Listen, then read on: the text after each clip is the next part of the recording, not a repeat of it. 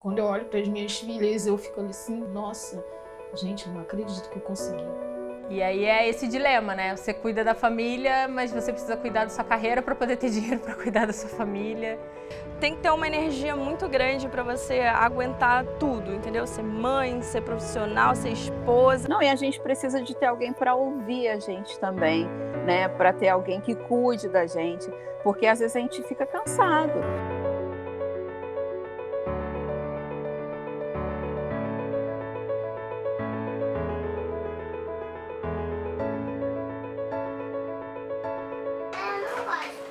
Malvada, ela vai ficar bonzinha. Você acha que era malvada? Meu nome é Joyce, tenho 35 anos, tenho 3 filhos e trabalho como babá. Mas assim, desde os 19, mesmo eu casada, eu era sozinha praticamente. Acordava 4 horas da manhã, eu pegava assim, o ônibus de 4h30 ou 5h30, né? Eu chegava às 9 horas no serviço, trabalhava de segunda a sexta. Eu só via eles às sexta-feira. Aí sexta-feira, e quando eu chegava assim cedo, que eu saía 4 horas, às vezes 5, às vezes 8 da noite. Não tinha hora certa para não poder sair às sexta-feira, então praticamente não ficava muito com eles. Mesmo eu exausta, cansada, eu tinha que dar atenção, né? Porque, querendo ou não, é assim, é segunda a sexta. Eu praticamente morava no trabalho, eu ia só de visita para ver meus filhos. Olha, não tem como conversar sobre direitos da criança se a gente não discutir os direitos também das mães, especialmente no Brasil, que infelizmente é um país muito machista e que sobrecarrega ou coloca exclusivamente a responsabilidade pelo cuidado em cima de mulheres mães. Isso é importante a gente considerar porque a única forma de cuidar dessas crianças é reconhecer isso e buscar formas de apoiar essa maternidade.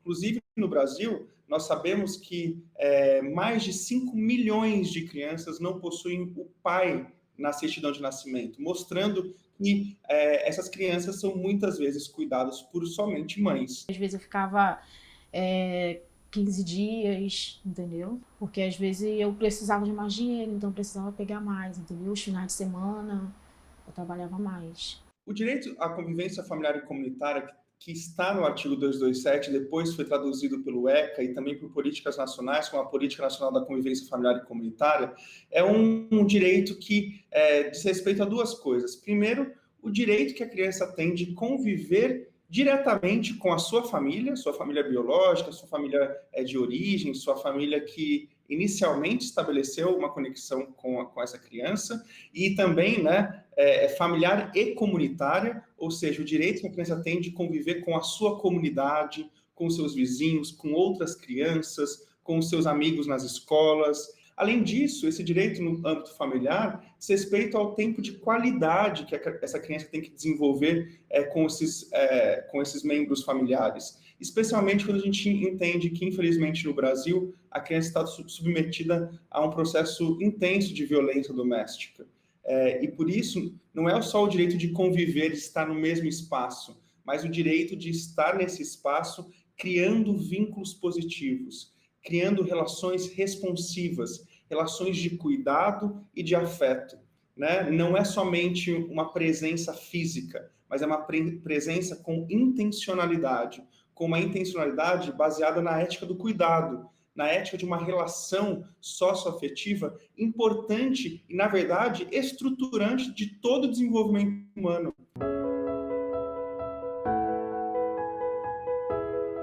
Eu me separei dele.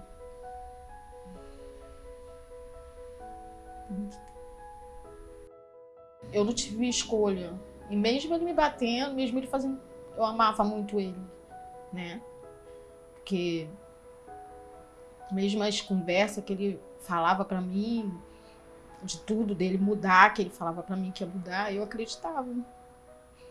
Eu acho que a maioria das mulheres que sofrem esse abuso acredita, né? Uma vez eu tive que trabalhar de olho roxo, porque eu menti no meu serviço falando que eu tinha batido, eu fui puxar a vassoura na mão dele e sem querer o cabo da vassoura bateu no meu olho. É muito difícil. Eu costumo usar uma analogia, que na verdade eu descobri um monte de gente já faz há muito tempo, que é aquela situação que a gente está no avião e tem um problema de pressurização, e se o pai ou uma mãe tem uma criança, primeiro a máscara de oxigênio é nos pais. Primeiro cuidar dos pais, primeiro cuidar dessa mãe. Em termos sociais, uma mãe desassistida tem o risco de gerar um filho que vai ser um peso para toda a sociedade daqui a 15, 20 anos. Isso é muito grave, é muito sério. Eu acho que o Brasil ainda está engatinhando como Estado, como país, enfim, e até como cultura, né?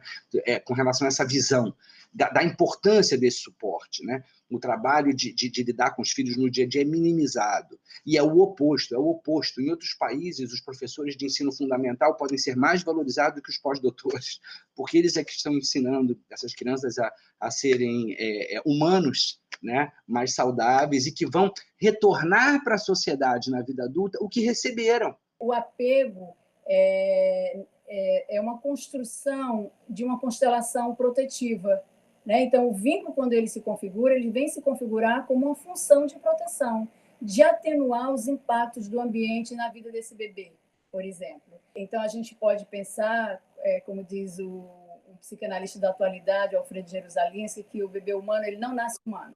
Ele vai se tornar humano, e, é claro, ele vai se tornar humano nessa construção desse vínculo que vai se passar pelos cuidados. Olha que interessante.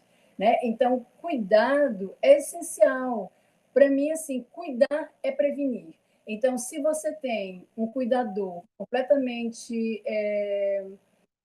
em condições de cuidar de forma mais plena e mais adequada dessa criança, é claro que esse adulto, nessa situação, ele vai estar prevenindo muitos problemas graves no futuro. A mãe, ou quem cumpre a função materna, ensina tudo nesses primeiros anos de vida para a criança. O que é amor, o que é raiva, o que é frustração, o que é cooperar, o que é estresse, o que é ansiedade, vínculo afetivo. Então, isso é determinante para tudo que vem depois. Veja bem, essa construção ela se dá desde o nascimento, né? E a criança se estrutura principalmente através do que ela experimenta na vida real, na interação com outros seres humanos. Isso é mais importante do que o filme que ela vê, do que a história que ela ouve, é a interação direta. Isso que é a variável mais importante nos primeiros anos de vida. Meu nome é Ana Carolina Caliópio, eu tenho 40 anos, sou mãe de 2 crianças, a Antônia de 9 anos e o João de 5 anos. O João é uma criança que tem paralisia cerebral desde que nasceu, né? Já nasceu com o diagnóstico. Minha mãe sempre morou comigo, primeiro por questões econômicas no começo, depois porque a gente acabou, a vida foi aquelas coisas, né? A gente primeiro faz uma escolha que a gente acha que, vamos fazer assim por enquanto dá, porque vai ser mais barato, e depois a gente percebe que, cara, se não fosse assim, não ia dar. Eu tenho a sorte de não só ter a minha mãe, mas eu tenho 2 tias que moram aqui no mesmo prédio, né? E então elas 2 também ajudam a minha mãe com o João, porque a rotina com o João, de fato, é muito pesada. Então, mesmo só para minha mãe ficaria difícil, né, cuidar dele, porque ele é absolutamente dependente. João hoje vai comer um estrogonofe de frango.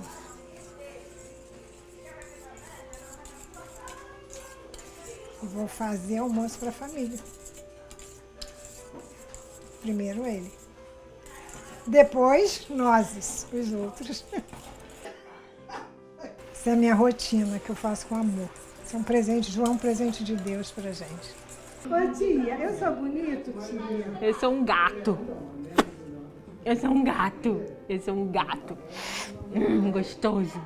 E na hora em que as pessoas, na minha idade, costumam dizer, vou aproveitar, tô aposentada, Deus me deu o João para eu cuidar. É difícil. Complicado pegar aquele garoto no colo, é complicado passar pelas coisas que ele passou.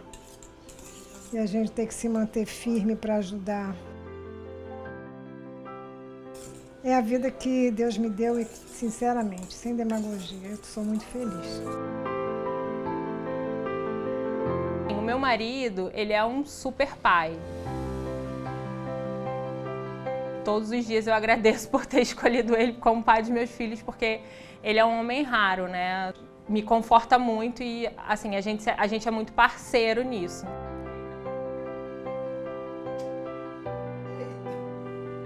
Se não fosse isso, eu realmente... eu não sei se eu conseguiria continuar trabalhando, continuar levando a minha carreira, evoluir a minha carreira como eu tenho conseguido evoluir, se não fossem todas essas pessoas, sabe?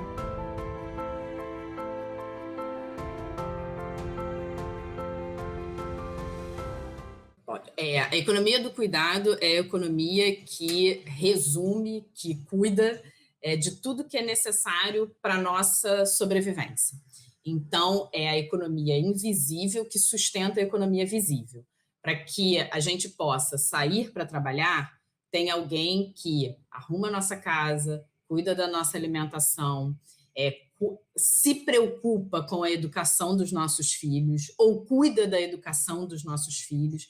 Então, tudo que é necessário para que a gente exista como seres humanos que somos e que cuide das nossas necessidades básicas para a sobrevivência é a economia do cuidado que sustenta. Ou é relacionado ao aspecto afetivo ou representa remunerações bem menores do que o que a gente reconhece como uma economia real.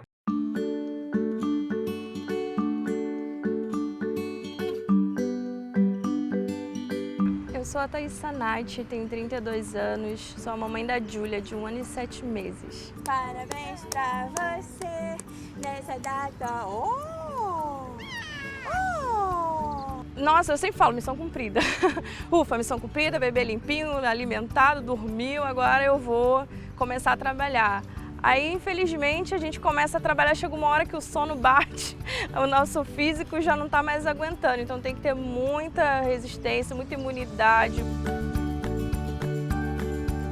Tem que ter uma energia muito grande para você aguentar tudo, entendeu? Ser mãe, ser profissional, ser esposa.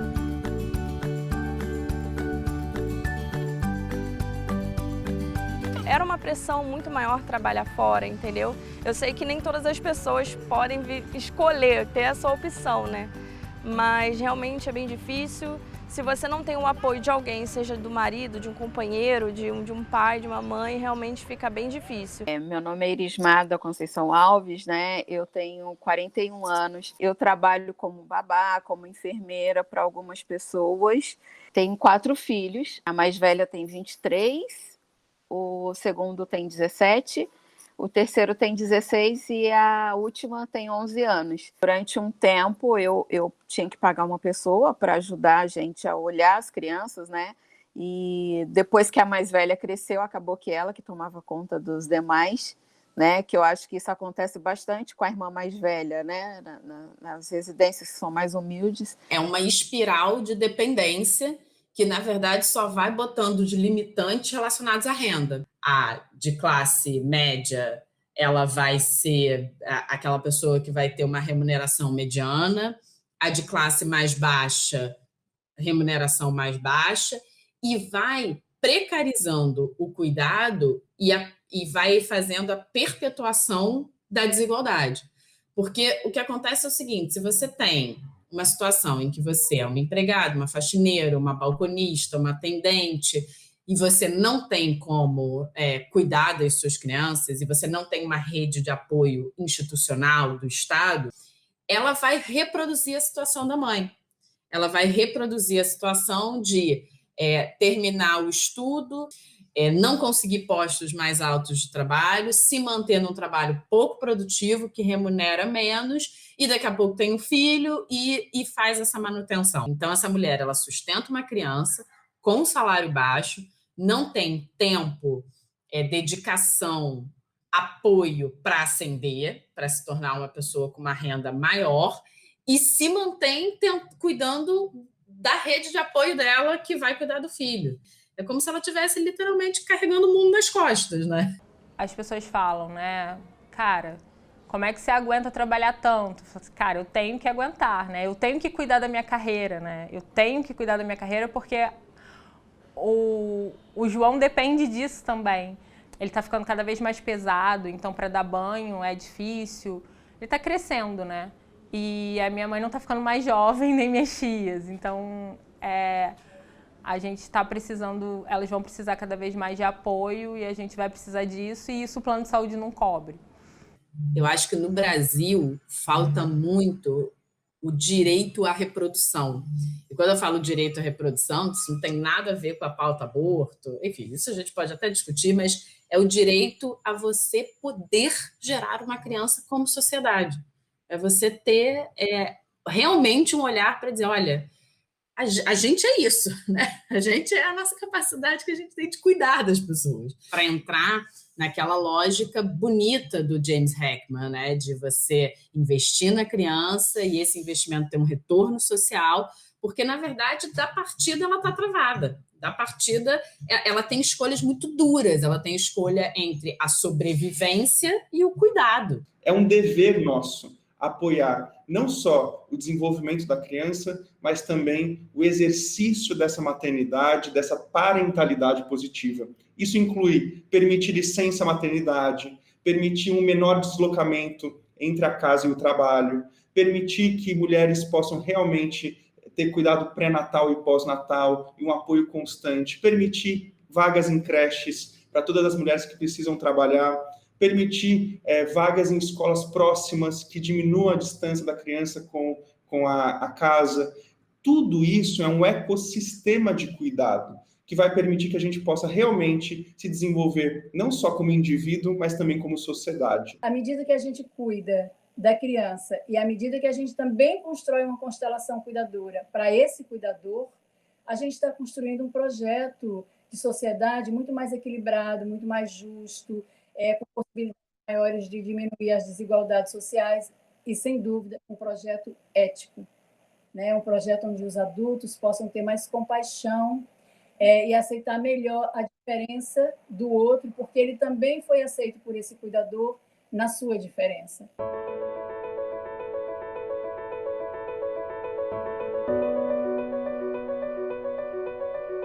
Eu compreendo, né, o que vem das pessoas, assim, eu compreendo que tem uma coisa de admiração que eu não rejeito, sabe? Passei por um período de muita culpa durante muito tempo, por achar que sempre nada estava suficiente, o que eu fazia, então eu acolho o elogio, mas eu aprendi uma coisa durante esses últimos anos da minha terapia, que, na verdade, a sociedade não cuida da gente, a sociedade não acolhe a gente. Então, a gente tem que se cuidar. Eu quero pagar um curso para meus filhos, eu quero que eles sejam alguém que é um futuro para eles. Né? Eu quero que eles façam uma faculdade, eu quero ver um futuro diferente para eles. Eu quero que eles cresçam também. Eles façam...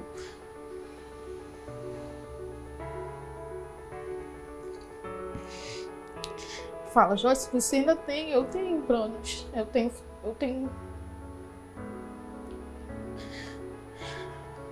E do jeito que eu sou calma, eu falo pra todo mundo, por mais que eu passei o que eu passei, eu tenho um sonho.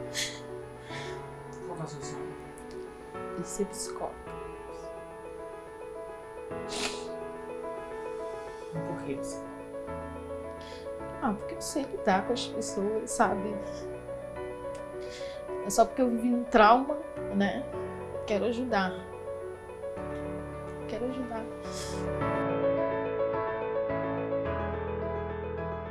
Não existe uma separação na vida vivida, na separação real, entre afeto e cognição. O cuidador, sendo cuidado e se cuidando, ele pode florescer como sujeito. E como sujeito, ele pode tratar as crianças como sujeito e pode colaborar muito na educação dos sentimentos dessa criança.